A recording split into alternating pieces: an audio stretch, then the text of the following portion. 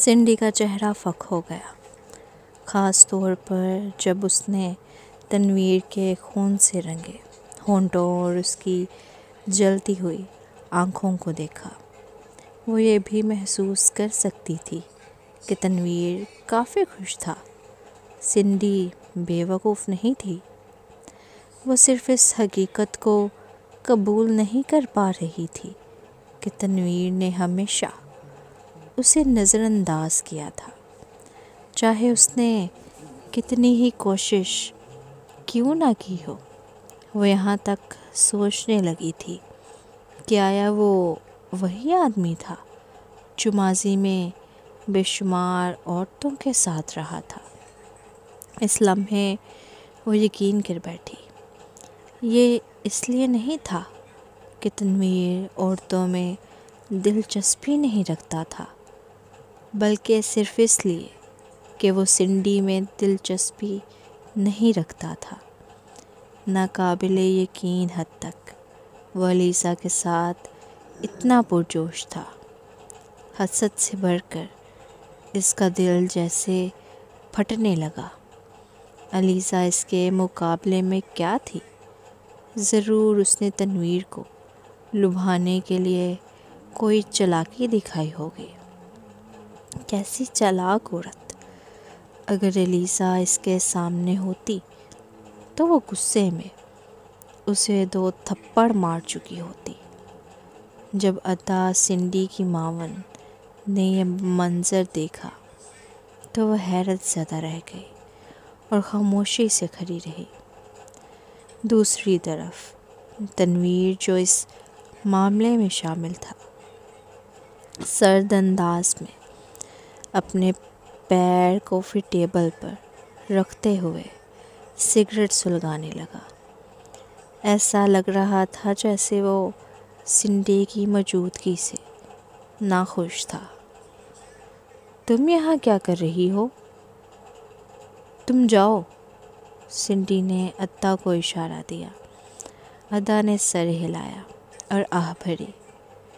وہ یہ سمجھتی تھی کہ تنویر سنڈی کا بہت خیال رکھتا ہے، لیکن حقیقت برعکس نکلی۔ اگر تنویر واقعی سنڈی سے محبت کرتا تو وہ اس طرح پرسکون اور بے پرواہ نہ ہوتا، جیسے اسے کوئی پچھتاوا ہی نہ ہو۔ جب دفتر کا دروازہ بند ہوا تو سنڈی کی آنکھیں نم ہو گئی اور آنسو اس کے گالوں پر بہہ نکلے۔ تنویر، اگر تمہیں اپنی خواہش پوری کرنی تھی تو تم میرے پاس کیوں نہیں آئے؟ تنویر نے اس کی بات کاٹ دی اور اسے سرد نظروں سے دیکھا۔ سوری، میں تمہارے ساتھ سونے کا تصور بھی نہیں کر سکتا۔ تنویر کے الفاظ سن کر سنڈی ساکت رہ گئی۔ اس کا چہرہ سرد پڑ گیا۔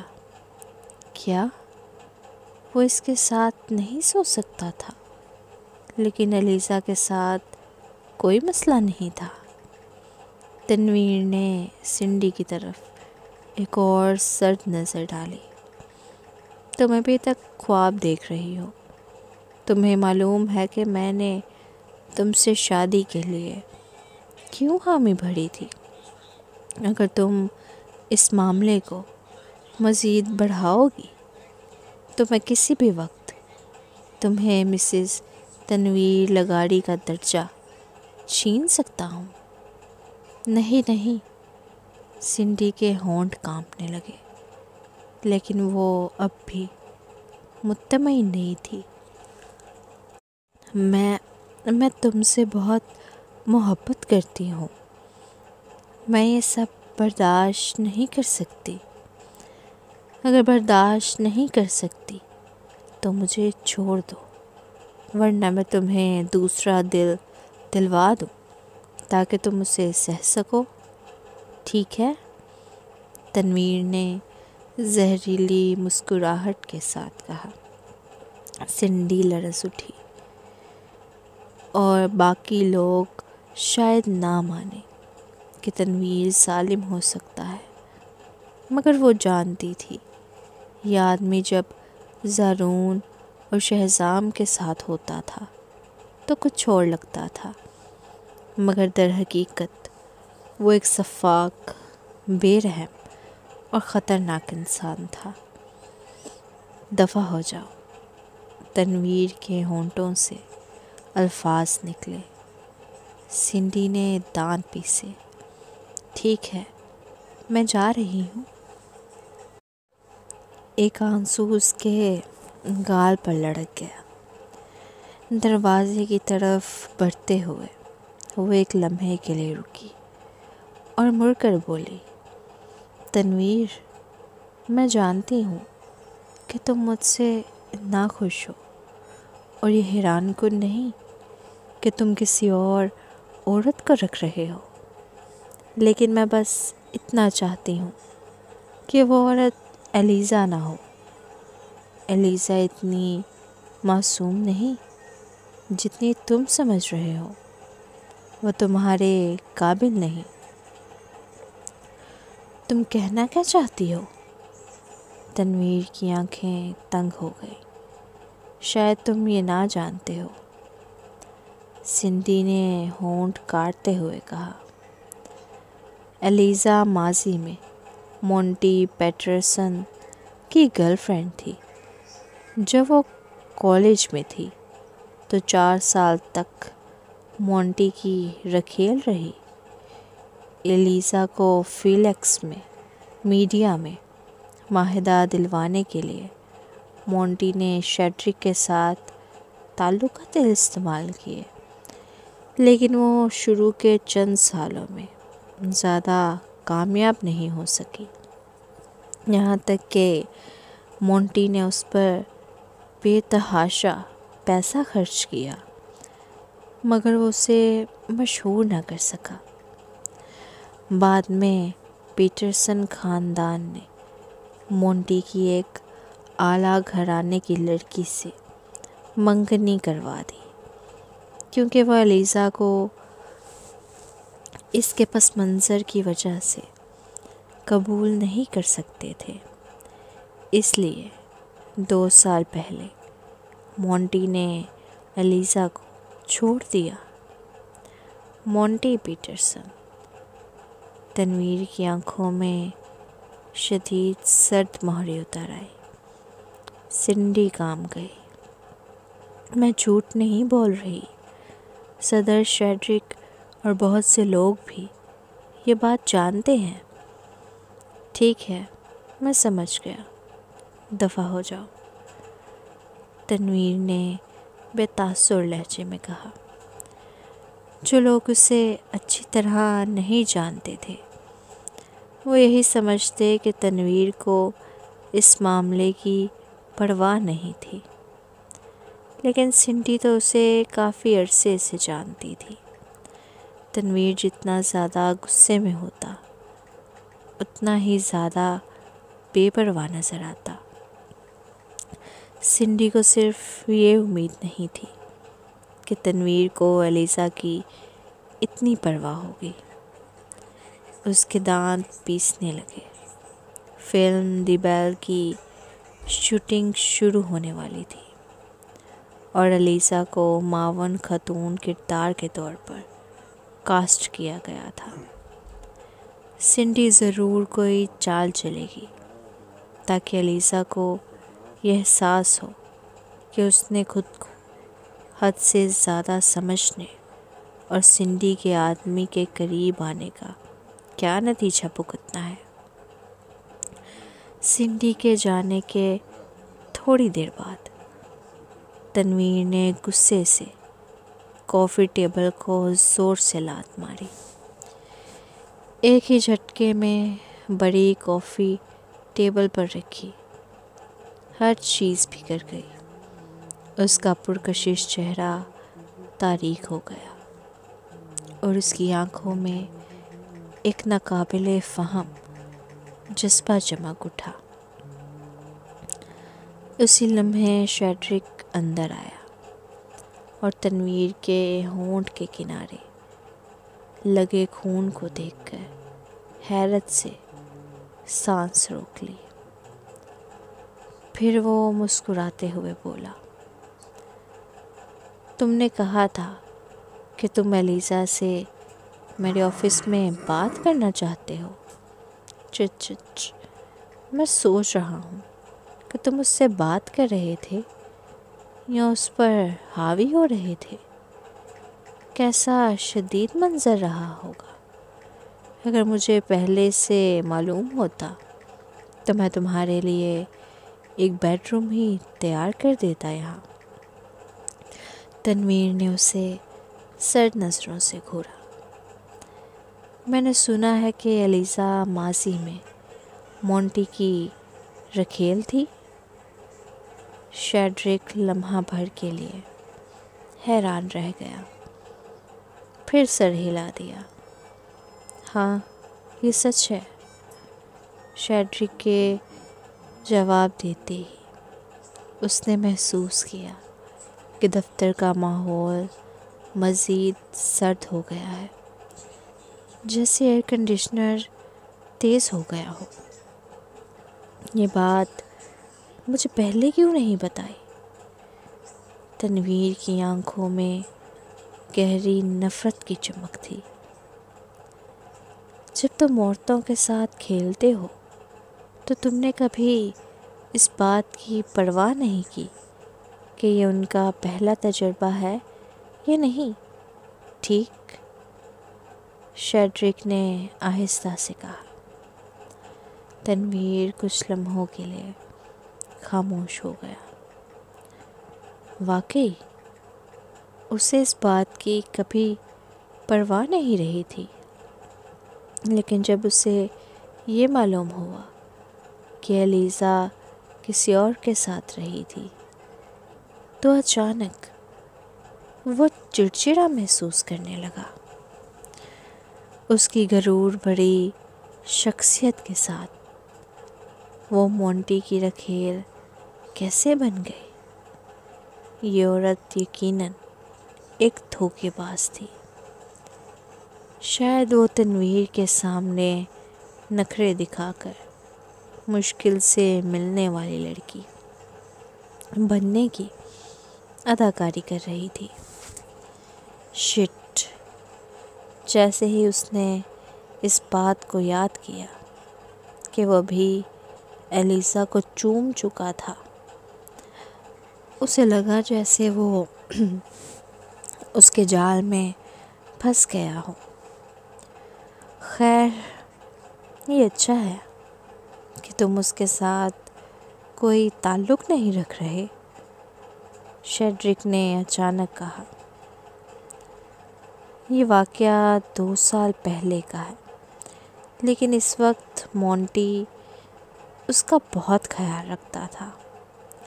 ایلیزا شاید اس سے محبت کر بیٹھی تھی، کیونکہ 2 سال پہلے اس نے خودکشی کی کوشش بھی کی تھی۔ خودکشی؟ تنویر حیران رہ گیا۔ ایلیزا کے مزاج کو دیکھ کر وہ کبھی یہ توقع نہیں کر سکتا تھا کہ وہ ایسی حرکت کرے گی۔ مجھے نہیں معلوم کہ اس نے کس حد تک خود کو نقصان پہنچایا، لیکن اس کے ایجنٹ کے مطابق وہ مرنے کے قریب تھی۔ جب میں اسے اسپتال میں دیکھنے گیا تو مجھے وہاں مونٹی بھی ملا۔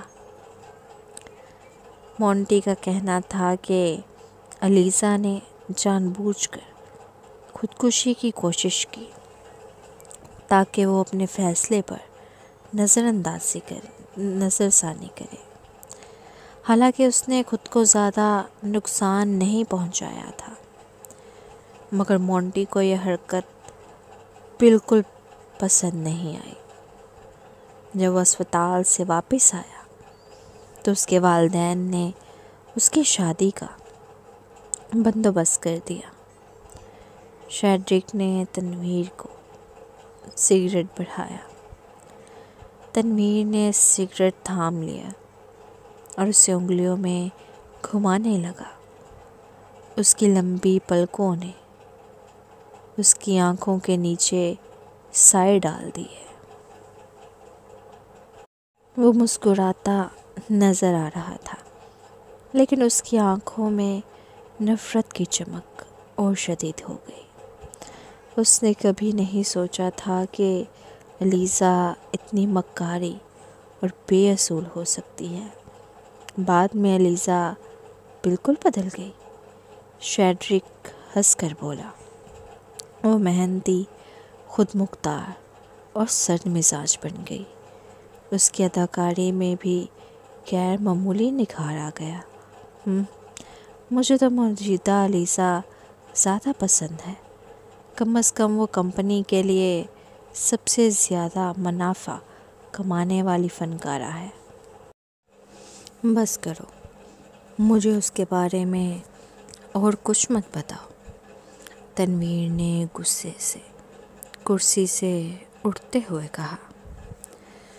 شروع میں اسے علیزہ منفرد لگتی تھی، لیکن اب وہ اس کے لیے کوئی جذبات نہیں رکھتا تھا۔ علیزہ ایک چالاک عورت تھی۔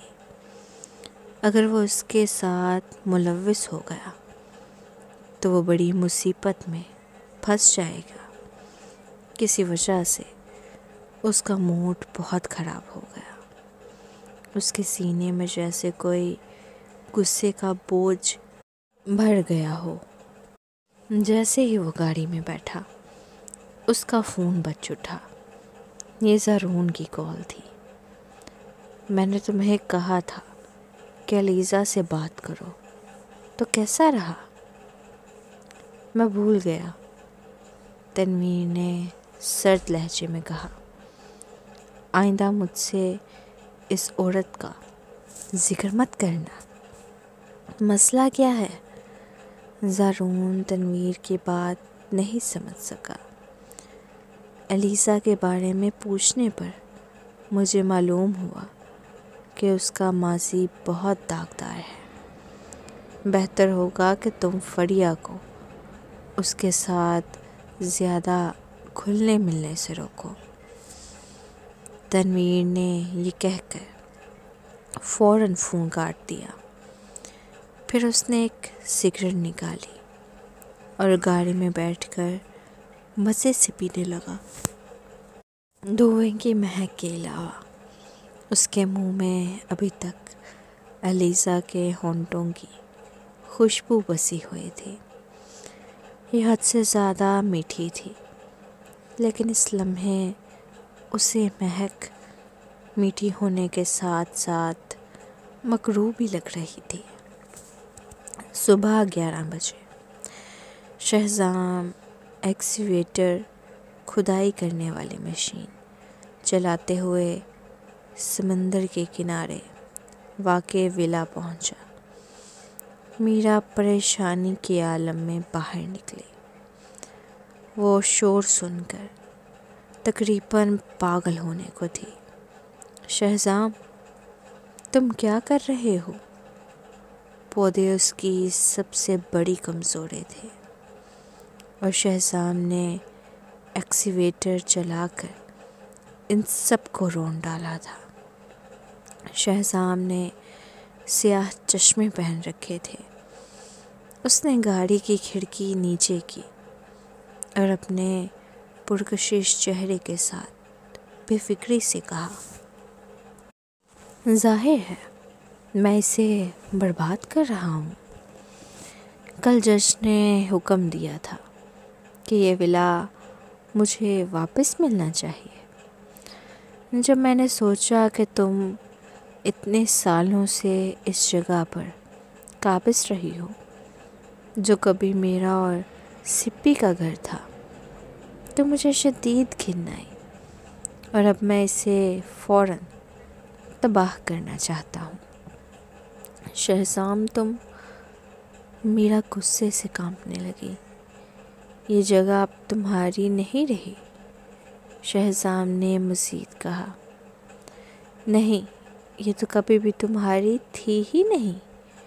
اپنا سامان پیک کرو اور فوراً نکل جاؤ۔ عدالت نے مجھے 1 ہفتے کی مہلت دی ہے۔ تمہیں ابھی مجھے نکالنے کا کوئی حق نہیں۔ میرا نے احتجاج کیا۔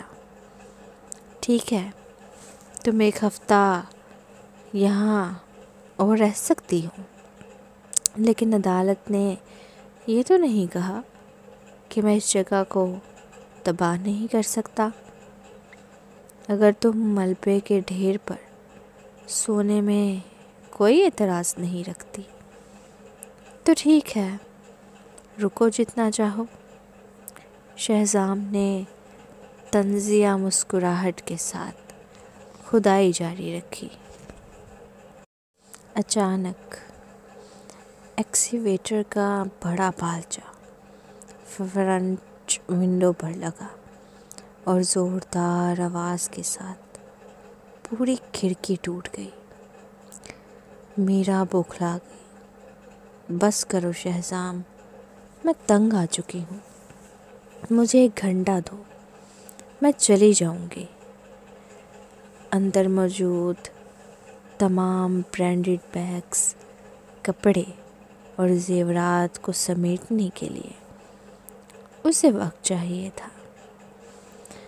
میں تمہیں زیادہ سے زیادہ 10 منٹ دیتا ہوں، شہزام نے طنزیہ انداز میں کہا۔ تم 9 منٹ باقی ہیں، شہزام نے بھویں چڑھا کر کہا۔ میرا کا خون کھولنے لگا، لیکن اسے دوبارہ کچھ کہنے کی ہمت نہ ہوئی، کیونکہ ایسا کرتی تو اس کے پاس صرف 8 منٹ رہ جاتے۔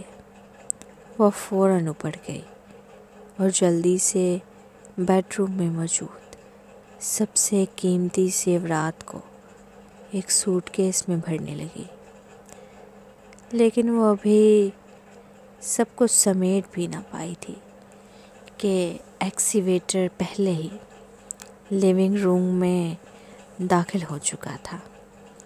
شہزام، تم پاگل ہو؟ میرا چیختے ہوئے کمرے سے باہر بھاگی۔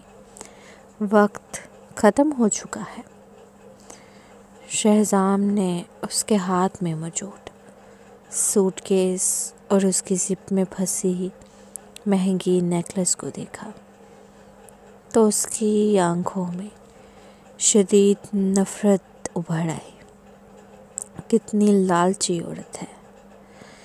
یہ سوچ کر اسے یہ احساس ہوا کہ اس کی پہلی محبت کا انتخاب کس قدر گھٹیا تھا۔ شہزام نے دوبارہ ایکسیویٹر کو حرکت دی اور چند ہی لمحوں میں پورا ولا ملبے کا ڈھیر بن گیا۔ میرا باہر کھڑی خونخوار نظروں سے یہ منظر دیکھ رہی تھی۔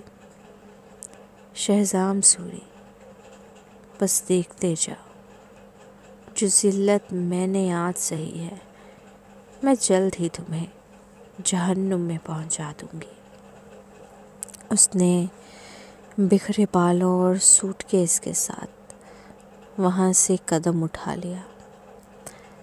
جب شہزام نے کھدائی مکمل کر لی تو اس نے صبرین کو ویڈیو کال کی۔ دیکھو سپی، میں نے خود ساحل ولا تباہ کر دیا۔ صبرین جو دفتر میں بیٹھی تھی، شہزام کو کھنڈرات کے درمیان کھڑا دیکھ کر چند لمحوں کے لیے دنگ رہ گئی۔ شاید اسے توقع نہیں تھی کہ وہ ساحل ولا اس حد تک تباہ ہو چکا ہوگا۔ تمہیں کچھ زیادہ ہی فرصت ہے نا؟ وہ بھی ساختہ بولی۔ صبح تم نے کہا تھا کہ تم کام پر جا رہے ہو، لیکن تم نے ولا گرا دیا۔ آخر تم نے اسے کیسے تباہ کیا؟ ایکسیویٹر سے؟ تمہیں ایکسیویٹر چلانا بھی آتا ہے؟ صبرین حیران رہ گئی۔ میں نے ابھی صبح ہی سیکھا ہے، شہزام نے دھیمی مسکراہٹ کے ساتھ جواب دیا۔ صبرین کے پاس کوئی جواب نہیں تھا۔ کیا تم نے ان لوگوں کے جذبات کے بارے میں سوچا جو ایکسیکیوٹر چلانا سیکھنے میں مہینوں لگاتے ہیں؟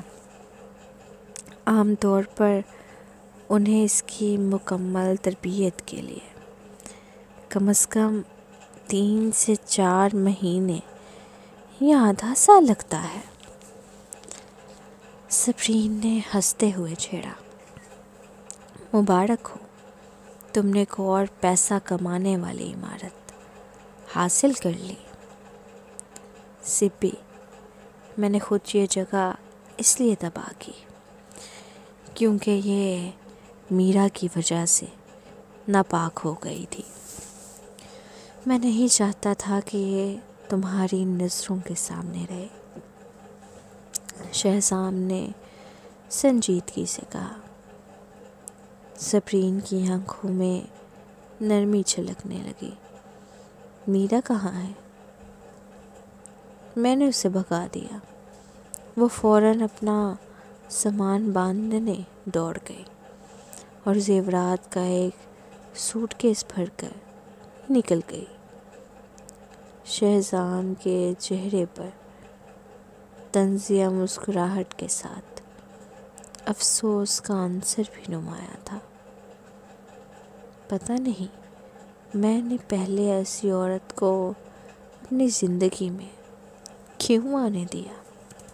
جب سوچتا ہوں کہ وہ میری گرل فرینڈ تھی تو سخت کراہیت محسوس ہوتی ہے۔ میرے بارے میں سوچو تو کراہیت محسوس نہیں ہوگی۔ صبرین نے شرارت سے آنکھیں چپکائیں۔ شہزام کا دل پگھل گیا۔ سپی، آج میرے ساتھ لنچ کرو گی؟ میں تمہیں مس کر رہا ہوں۔ ہم 2 گھنٹے پہلے ہی تو ملے تھے۔ شہزام کی محبت بھری نظروں سے صبرین کا چہرہ سرخ ہونے لگا۔ لیکن مجھے پھر بھی تمہاری یاد آ رہی ہے۔ اگر تم نہ آئی تو میں تمہارے دفتر آ جاؤں گا اور وہیں تمہارے ساتھ کھاؤں گا۔ شہزام نے چمکتی آنکھوں سے کہا۔ ہمارے دفتر کا کھانا کچھ خاص نہیں ہوتا۔ کوئی بات نہیں، اگر تم میرے ساتھ ہو تو کچھ بھی مزیدار لگے گا۔ صبرین کا چہرہ اور زیادہ سرخ ہو گیا۔ فون بند کرنے کے بعد اس نے دل کی دھڑکنوں کو معمول پر لانے کی کوشش کی۔ پھر اس نے ہاشم کو بلایا۔ کچن کو کہو کہ 2-3 اضافی ڈشز کا بندوبست کرے۔ شہزام نے آج دوپہر کو یہاں کھانے پہ آ رہا ہے۔ ہاشم حیرانی سے بولا۔ صدر شہزام واقعی بہت چپکنے والے ہیں۔ ہاں، صبرین کے چہرے پر ایک خوشگوار مسکراہٹ پھیل گئی۔ دوسری طرف میرا بالآخر شدید جدوجہد کے بعد ولید کے سامنے آ گئی۔ اس وقت اس کے پاس حقیقت میں کچھ بھی نہیں بچا تھا۔ ولایت تباہ ہو چکا تھا۔ اس کے علاوہ اسے $100 بلین بھی واپس کرنے تھے۔ اسے کبھی گما بھی نہیں تھا کہ وہ ایک دن ایسی حالت میں پہنچ جائے گی جہاں اس کے پاس ولید کے علاوہ کوئی سہارا نہ ہوگا۔ لیکن جیسے ہی اس نے ولید کے سخت چہرے کو دیکھا، اس کے دل میں مایوسی کی گہری لہر دوڑ گئی۔ وہ جانتی تھی کہ ولید اس سے بھی زیادہ ظالم اور بے رحم تھا۔ وہ اسے اب تک اپنے ساتھ صرف اس لیے رکھے ہوئے تھا کیونکہ وہ اس کے لیے مفید تھی۔ میں نے سوچا تھا کہ تم ایک کارآمد مہرہ ہو، لیکن ولید نے اپنا سر جھٹکا۔ اس کی نظروں میں شدید مایوسی تھی۔ تم تو اب $100 بلین بھی گوا بیٹھی ہو۔ اب تم میں اور کسی عام عورت میں کیا فرق رہ گیا؟ میرا نے دانت پیسے۔ میں مختلف ہوں۔ میں شہزام سے نفرت کرتی ہوں اور میں اسے مار دینا چاہتی ہوں۔ ولید نے سنجیدگی سے بھویں چڑھائیں۔ میرا آہستہ آہستہ اس کے قریب آئی۔ میرے پاس ایک حل ہے۔ یقیناً جب میں نے پہلے شہزام کو ہپنوٹائز کیا تھا تو میں نے اس کے کچھ راز اگلوا لیے تھے۔ ولید نے اپنی گہری آنکھیں سکیڑ لیں۔ واقعی؟ بالکل، میرا نے سر ہلایا۔